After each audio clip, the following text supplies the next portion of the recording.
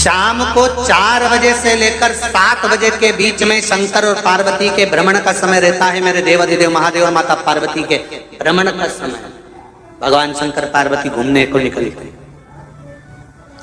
इसलिए हमारा सनातन धर्म कहता है शाम के समय पर माताओं को झाड़ू नहीं लगाना चाहिए, शाम के समय पर माताओं को चूड़ी बिछिया नहीं बदलना चाहिए, शाम के समय पर माताओं को मांग में सिंदूरा नहीं भरना चाहिए, शाम के समय पर माताओं को बाल नहीं बांधना चाहिए, शाम के समय पर माताओं को चौखट पर नहीं बैठना चाहिए। उसका कारण क्या है? क्योंकि पार्वती जी ने भगवान भोलेनाथ जी से कहा था कि तुम मुझे रोज शाम के समय प्रदोष काल में भ्रमण के लिए लेकर जाते हो, मेरे लिए आज्ञा क्या है? शंकर भगवान ने कहा सुनो पार्वती, मंदिर के अंदर नंदी रहता है, जाने वाला यात्री जब मंदिर में मेरा दर्शन करने आता है तो नंदी के कानों में कहकर जाता है कि शिव जी को मेरे यहाँ लेकर आना।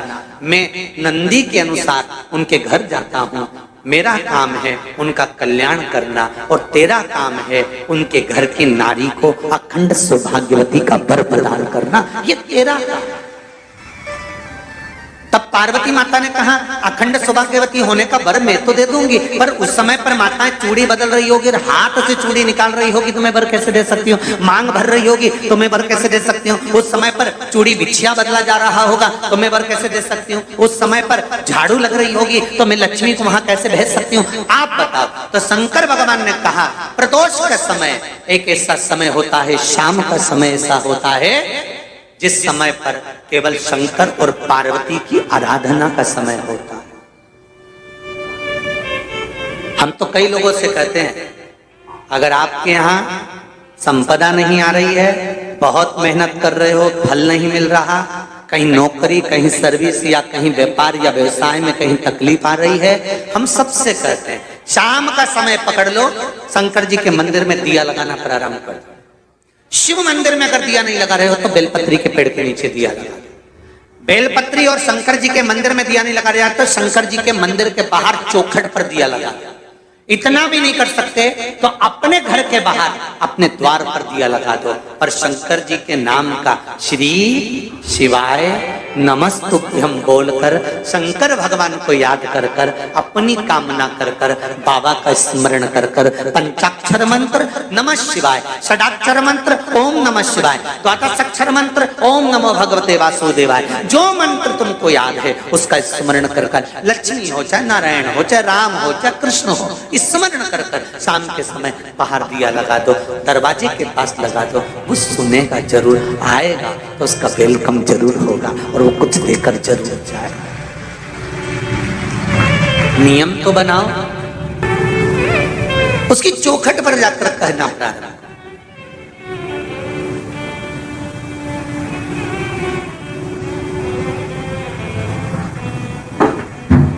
बृहस्पति महाराज ने कहा कि शाम का समय जो प्रदोष का समय होता है उस समय पर इंद्रदेव तुम शंकर जी की आराधना करो। शिव आराधना से शंकर जी जो मार्ग प्रशस्त करेंगे, शिव आराधना से जो शंकर जी कहेंगे वो तुम करना। ठीक है, आराधना करी बाबा भोलेनाथ जी।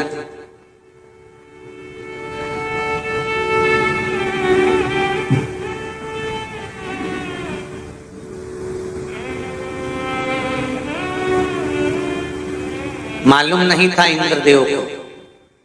बृहस्पति महाराज ने प्रदोष की महत्वता समझाई तो प्रदोष का समय जानकर शंकर जी पर 7 बेलपत्र प्रदोष के दिन इंद्र ने समर्पित कर दी बिना सोचे। कितनी बेलपत्र? 7।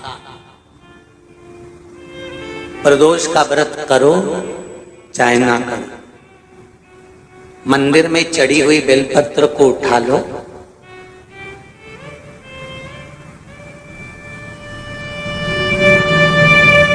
बेलपत्र का ब्रह्म कमल बना लो,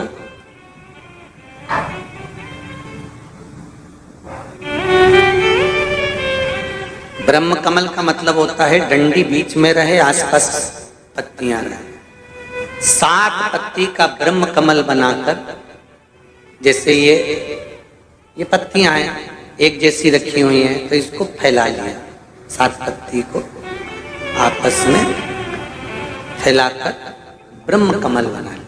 प्रदोष का व्रत करें ना करें, जरूरी नहीं है कि वृक्ष से ही पत्ती लेकर आओगे तो ही शंकर जी को चढ़ाओगे। शिव जी पे से चढ़ी हुई उठाकर धोकर ब्रह्म कमल बनाकर बाबा से विनय कर कर, हे प्रभु आज मैं इस काम के लिए जा रहा हूं, बाबा मेरा यह कार्य है, बोलकर श्री शिवाय नमस्तुभ्यम बोलकर शिवलिंग पर समर्पित कर दो। दिन भर के प्रदोष व्रत का फल बाबा एक बेलपत्री समर्पित करने पर भी प्रदान कर देता है। शिव प्रदोष व्रत कर रहे हो उससे बढ़कर कोई प्रसन्नता नहीं, पर नहीं कर रहे तो प्रदोष के दिन या 12 महीने शिवरात्रि आती है। अगर आपको ये वीडियो पसंद आई है तो आप वीडियो को लाइक जरूर कर दें, चैनल को सब्सक्राइब करके जरूर